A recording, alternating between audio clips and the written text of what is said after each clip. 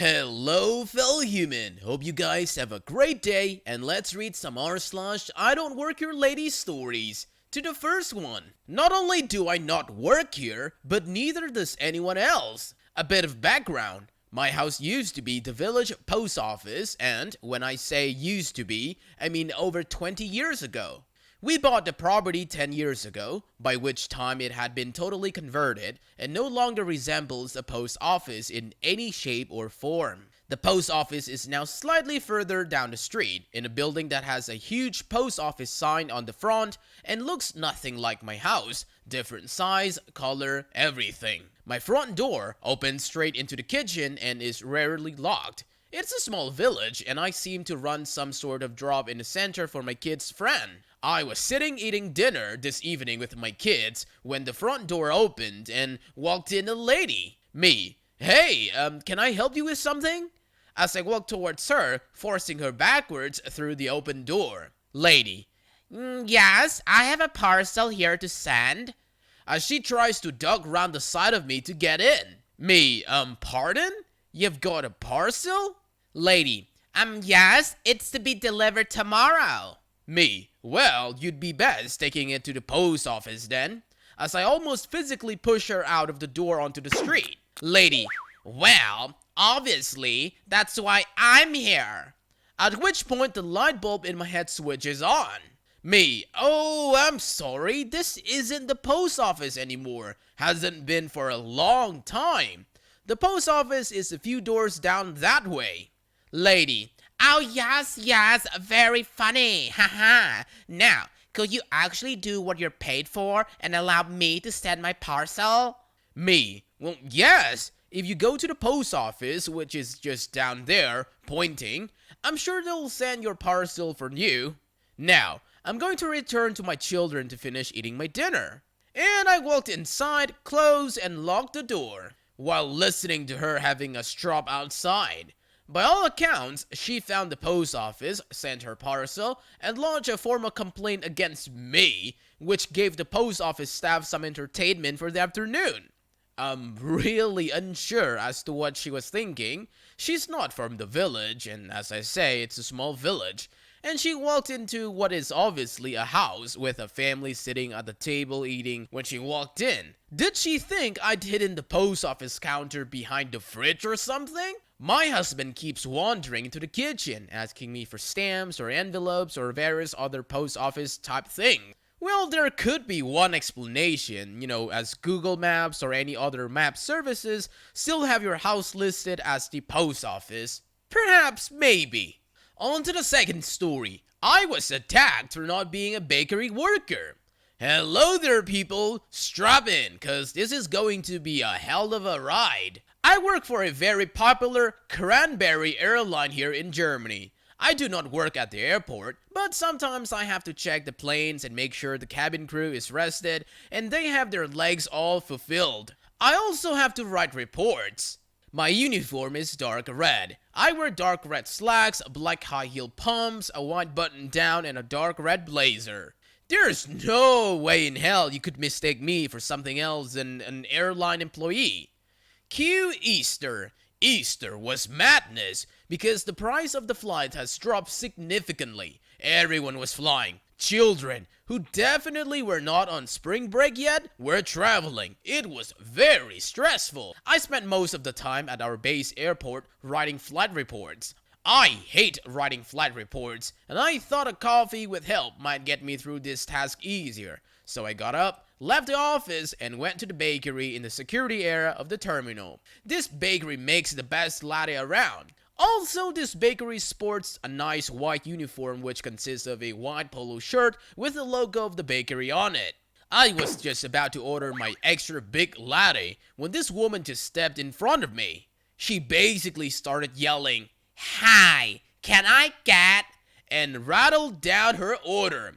The bakery employee just looked at her and mentioned that I was first and in the middle of ordering something, and that he would deal with me first before he could accept her order. This lady was an older, small lady with very white and long hair. She looked like a grandma, but she destroyed this image by basically screaming at me and the employee.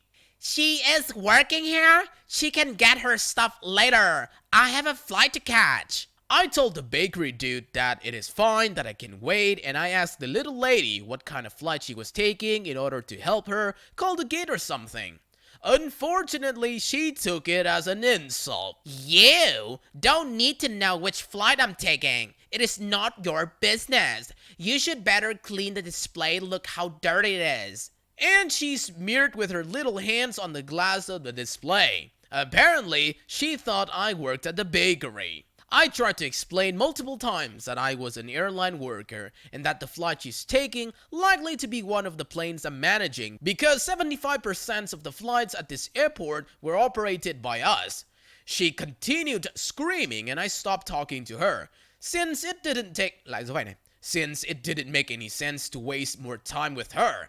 For some reason, she didn't like my silence. She kept talking and berating me, telling me how bad I am at my job, etc. I was thinking about following her to the gate to find out where she's flying to, because this lady clearly wasn't stable enough to fly, when she suddenly hit me with her luggage. To clarify, I wasn't prepared to get hit at all. Also, her luggage was heavy, and it was one of these old suitcases that were made out of metal. Security got called by the employee of the bakery, and they gave me the ladder for free. This lady was actually a standby passenger on an overbooked flight, so she was definitely going to miss it. It wasn't a flight with the airline I work for, but the cabin crew heard of her behavior and banned her for this flight anyways. After this ordeal, I got back to the office to complete my flight records and I signed, because now I need to write up an incident report for this crazy lady who just assaulted me. I just drank my coffee and got it over with. My foot has a bruise as big as a plate, by the way. Well, oh my, well, glad you're okay. How did she even react to the security showing up and not being allowed to fly? On to the third story. No, I'm not a statue. This happened back when I was 20. I was 6'2", with long jet black hair, and was dressed in whatever band t-shirt I was listening to at the time. Probably Nirvana, it was the 90s. There's this barbecue restaurant nearby that really plays up to the Western theme. Stuffed armadillos, rattlesnakes, spurs on the wall, very kitschy. In addition to making some killer barbecue and the best pecan pie, they will also smoke meat for you if you bring it in. It has been a family tradition to take them a turkey and have them smoke it for us on Thanksgiving. So much better than oven roasted. I dropped off the turkey a couple of days ago, and the day before Thanksgiving, I went to pick it up. When I arrived, they asked if I want it sliced. Sure, saves me a step. They mentioned it should take but a few minutes. Now, this is the days before cell phones. Ancient, I know. So I just stepped to the side, crossed my arms, and stared the menu overhead, just kinda zoning out. A lady in her mid-30s walks up to me and just stares at me, hard. Just as I'm about to say something, she pokes me right in the chest. Her eyes got really big, she slaps me and shrieks. That's the only way to describe the sound she made. She shrieked and slapped me. The entire restaurant turns to try and find the source of the sound as she's still shrieking.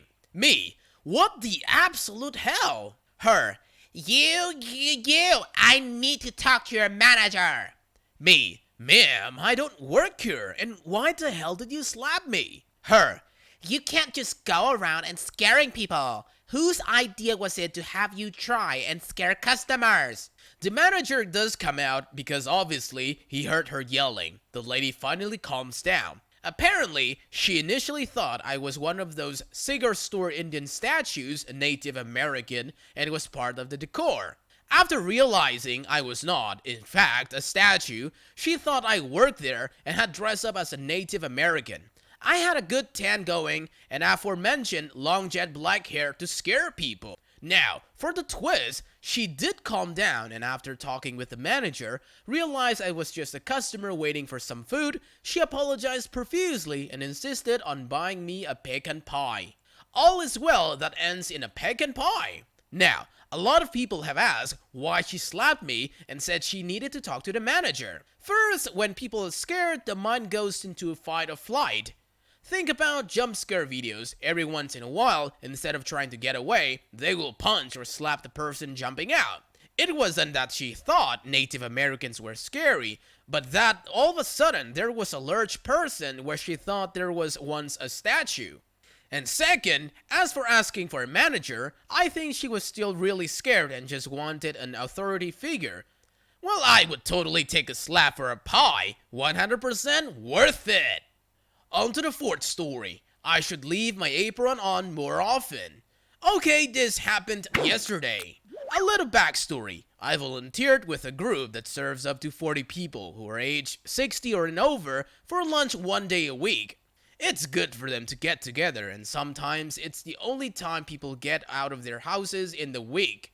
The only uniform we have are these aprons with a group name embroidered on them. Anyway, I'd forgotten that I was wearing my apron after we'd finished washing up, and I popped into the local convenience shop for coffee because they had a deal on filter coffee. I was browsing the options when I felt a soft tap on my back. I turned around and there was a little girl stood behind me. She smiled and asked very politely where the strawberries were. I showed her and she picked out her strawberries and ran back to her mom. Her mom later came up to me in the queue and told me that she was sorry that her little girl disturbed me while I was shopping because she thought I worked there because of my apron. I told her it was no trouble. She then asked about my apron, and after telling her about the group, she asked me if she can come and help out. I give her the details and hopefully I'll see her next week. Well, that is so adorable. Good on mom for being aware. On to the fifth story, the wedding bartender. Friends of mine were getting married. The wedding was in the bride's hometown, several hundred miles where we all lived. So I went there with a couple of mutual friends.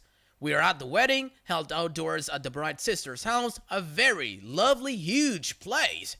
There are about 350 guests and a full bar set up, but no bartender. So I jumped behind the bar and start making drinks. I'm in a black suit / black shirt / black tie, so I guess I looked like the part. Almost no one there knew me, as they were mostly the bride's family and people she grew up with. People start telling me their problems and doing the usual bartender thing, and offer tips. I put out an empty plastic pitcher for the tips. I'm making drinks for over 2 hours and collected about $450 in tips. It made a nice wedding gift for the couple. Well, nice use of the tip money. Well done. Very smart. On to the sixth story. Hungry family threatens to leave bad Yelp review.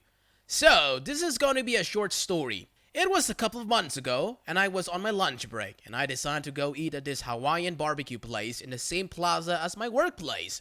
I'm sitting there eating my food when a family walks in and stands at the cashier stand. The cashier was in the back. There's a bell to call them. So the father started tapping his feet in that annoying, "I'm waiting" sort of way while looking at me.